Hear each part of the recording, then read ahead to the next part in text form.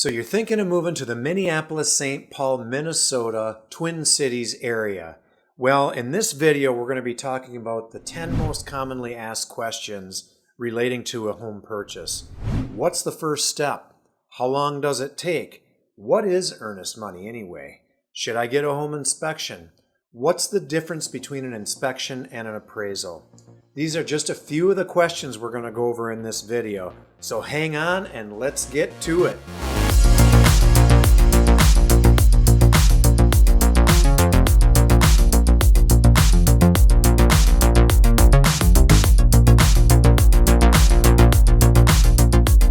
Well, if this is your first time on the channel, we cover the entire Twin Cities, Minneapolis, St. Paul, and surrounding areas, and northwestern Wisconsin, Hudson, Somerset, River Falls.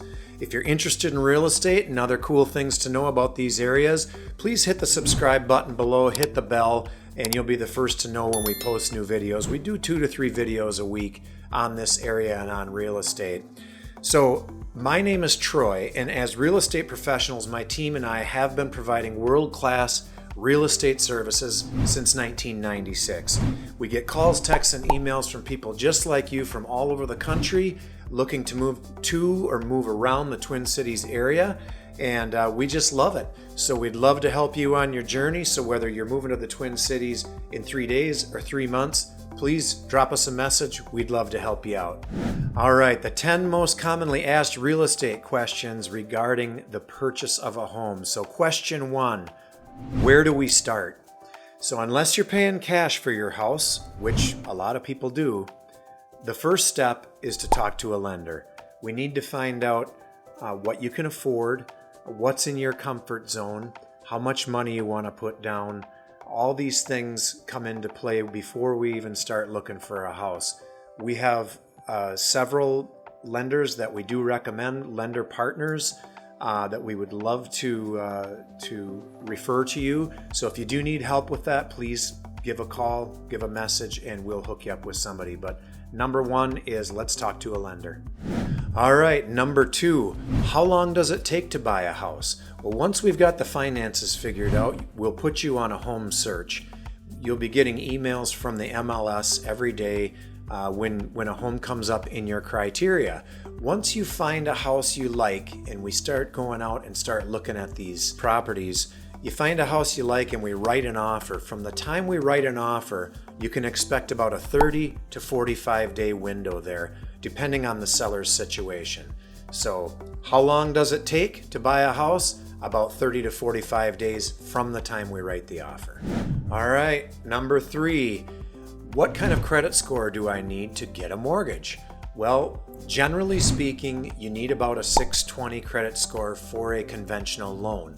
Now, there are several different things and different programs you can use with FHA and with special programs and first-time home buyer programs where that credit score may vary. And again, this is something that we would help you out with by referring you to one of our lender partners, and they could dig into your specific situation and let you know exactly what that is. But generally speaking, about a 620 credit score for a conventional loan. Number 4, are there special home loan programs? And the answer is yes, there are. There are tons of different homebuyer programs for financing. Some of them even vary depending on where you want to live or what area you want to buy a house in. So again, we go back to the lender partner question. Once we dig into your situation and kind of see, well, how much do you want to put down, and what's your comfort zone, we can dig into some of these first-time homebuyer programs, different type financing programs, and definitely let you know. So yes, there are plenty of different programs to use.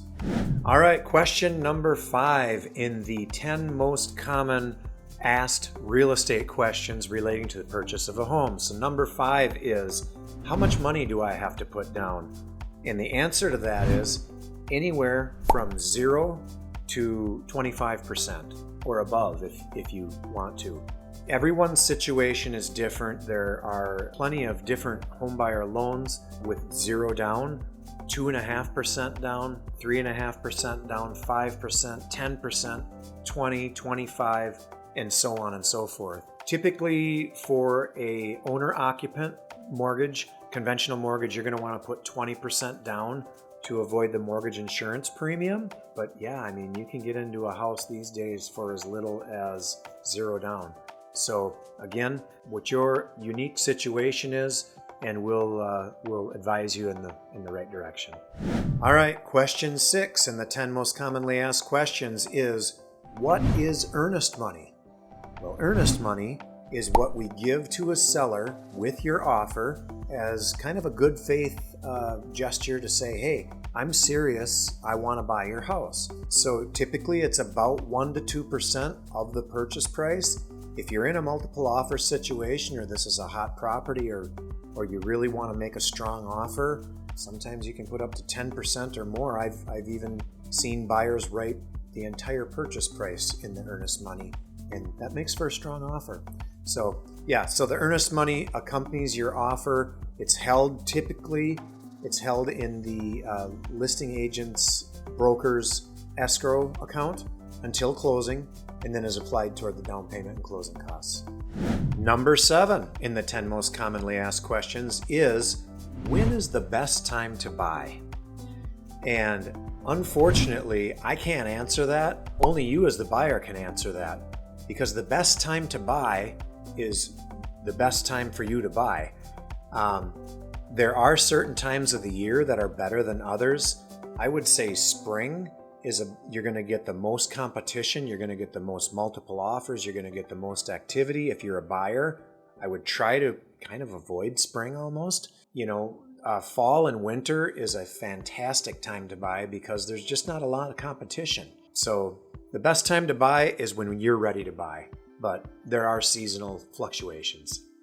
Question number 8, should I get an inspection?